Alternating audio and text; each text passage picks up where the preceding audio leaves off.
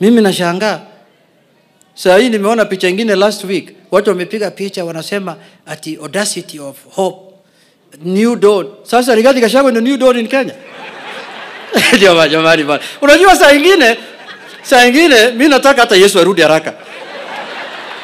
Sasa ati wanapiga picha ati audacity of hope, ati new dawn. Nikaangalia picha namna hii, naona Martha Karua, naona Rigathi Gachagua, naona Mukisa Kitui, naona inaitwa nani ile mwingine ile Chris Wamalwa, no Eugene Wamalwa. Naona watu tumetembea nao miaka mingi mpaka tukanyoroshwa tukalia pamoja ati new hope, new dawn. Unajua sasa tangu mzee Ojwanga kufe vitimbi sasa imeenda kwa wanasiasa. Sasa hii ni vitimbi sasa hii. The country is more serious than those jokes. Very serious. Watu wanaenda sasa sherehe, wanatembea na magari sijui ngapi, wanafanya sijui muziki kila jana I was watching kitimbi kingine hapa Kisii. Sasa mimi nilikuwa nafikiri wananchi wataambiwa what they are going to do for them, what hope they have for them, wanaenda ku launch Ruto must go.